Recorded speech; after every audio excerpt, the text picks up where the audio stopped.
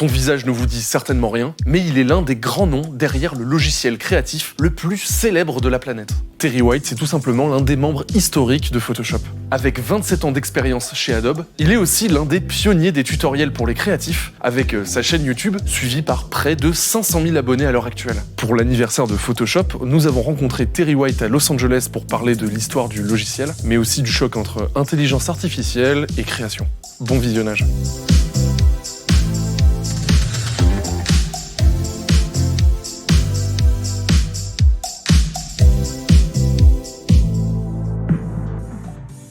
Bonjour à tous, je suis Terry White de chez Adobe, je suis directeur principal et ambassadeur de la photographie. Alors j'utilise Photoshop depuis la version 2.0 dans les années 90. Avant Adobe, j'avais ma propre entreprise de design, donc justement je formais les gens à utiliser les logiciels créatifs. Et un jour, mon associé à l'époque utilisait Photoshop et je lui ai demandé « Mais c'est quoi ce truc au fait? Et à quoi ça sert ?» Je ne comprenais vraiment pas à quoi ça servait. Alors j'ai commencé à jouer avec petit à petit parce que les gens commençaient à m'en parler et je devais pouvoir les former dessus. Et quand ça a été lancé au début, personne ne savait vraiment à quoi ça servait parce qu'on n'avait jamais eu un outil comme ça auparavant. Donc pour ce qui est des premières impressions, quand je montrais ce que Photoshop pouvait faire, déjà à l'époque, les gens étaient bluffés. Pouvoir modifier une photo, c'était complètement dingue. Et il faut pas oublier qu'à l'époque, on utilisait encore les bons vieux appareils photo numériques. C'est-à-dire que les gens scannaient leurs photos, les négatifs, et les importaient dans Photoshop pour travailler dessus. Imaginez-vous à l'époque, c'était quelque chose de vraiment atroce. Il n'y avait qu'un seul retour en arrière possible, pas de calque et pas de texte modifiable. Si tu te trompais, tu devais quasiment tout recommencer depuis le début, c'était vraiment une galère. Donc on a commencé à pouvoir expérimenter qu'à partir de la version 3.0. C'est avec cette version-là qu'on a introduit les calques. Photoshop n'a jamais été vraiment considéré comme un logiciel facile. Puissant oui, mais pas facile. Et probablement la première chose qui m'a fait dire « Ok, Photoshop c'est un truc de fou », c'était l'outil tampon de duplication. Parce que justement, je pouvais extraire une partie d'une photo et la cloner dans une autre image ou ailleurs dans le même projet. Au lieu de copier-coller toute l'image, la redimensionner, l'intégrer difficilement, eh bien j'avais juste à prendre un morceau de celle-ci et l'ajouter ailleurs. Et c'est à partir de là que ça m'a vraiment emballé Photoshop. Et puis pour ce qui est de l'usage des autres créatifs, eh bien l'un des plus gros avantages qu'avait Photoshop, c'était la possibilité de convertir les images destinées au web en fichiers prêts à l'impression. Et ça a été un énorme facteur de succès pendant des décennies. C'est justement ce qui a conquis le cœur des professionnels du secteur de l'impression. Ils pouvaient par exemple prendre une photo sur un ordinateur et ensuite la rendre compatible pour une impression réalisée par une presse rotative. À l'époque, c'était la seule manière de faire. Donc les gens importaient leurs photos dans Photoshop sans les retoucher, juste pour les convertir pour des impressions professionnelles. Est-ce que vous pouvez me montrer la fonction de Photoshop qui vous surprend le plus aujourd'hui ? Oui, bien sûr. Donc là, on va juste faire un glisser-déposer de cette chaise. Le problème, quand tu fais une composition d'images comme ça, c'est que même si la chaise est au bon angle, elle n'a pas l'air d'être vraiment à sa place. On dirait qu'elle flotte dans l'air, qu'elle ne fait pas partie de la scène. Avant, il fallait ajuster la lumière, les ombres, les couleurs, faire du blending, assombrir au niveau des pieds pour que ça colle. Et ça prenait un temps fou.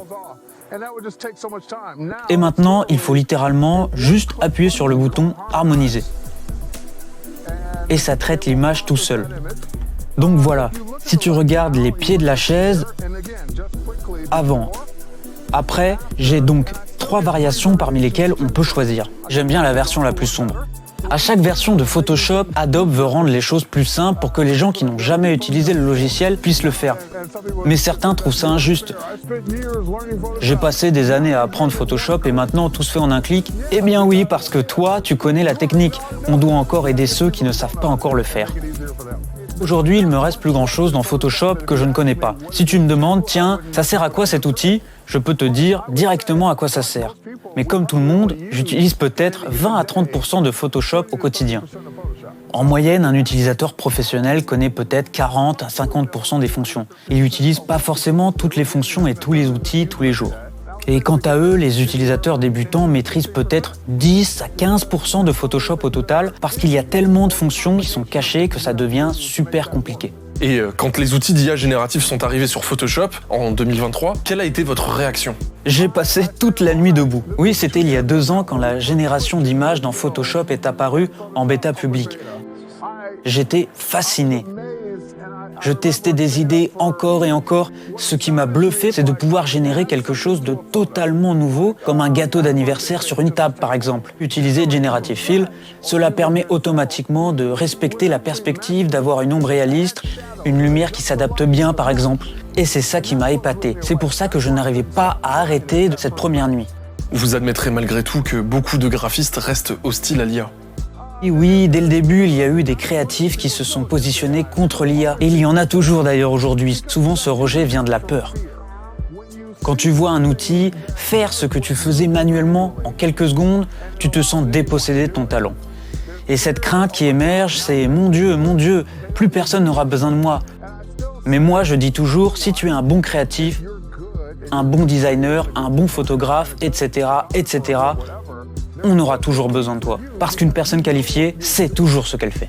Quelqu'un qui refuse l'expertise d'un créatif et veut utiliser l'IA, ok, parfois il aura de la chance, il obtiendra une belle image avec son prompt, mais de toute manière, cette personne n'allait pas engager qui que ce soit. Elle essayait déjà de faire le design elle-même, sans payer personne. Pour moi, les créatifs avec du talent devraient tous apprendre l'IA. Parce que ce qui est le plus susceptible de remplacer les créatifs, ce n'est pas l'IA, c'est quelqu'un qui sait bien utiliser l'IA. Quelqu'un qui va plus vite, qui fait mieux, qui a un sens du design, qui crée quelque chose de pointu et utilise l'IA surtout pour l'améliorer. Et face aux polémiques croissantes sur l'IA générative, qui concernent l'entraînement des modèles et le respect du droit d'auteur, comment est-ce qu'Adobe se positionne ?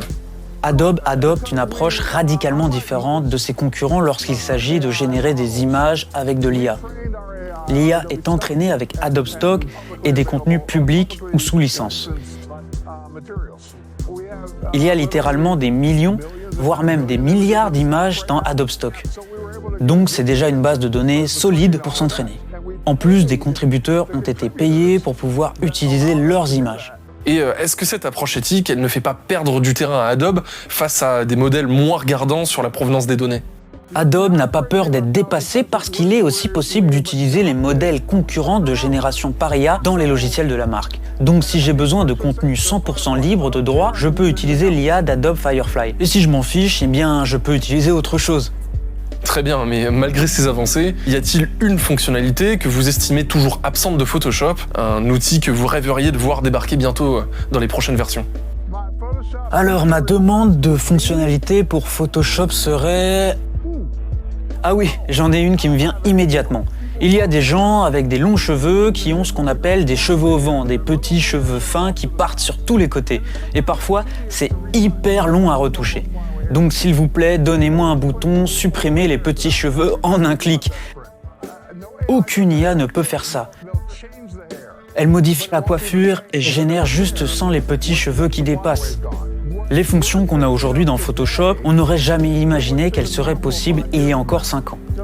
Par exemple, tourner une personne dans une photo avec l'IA. Et il reste tellement de choses à inventer. Photoshop a encore un long chemin devant lui.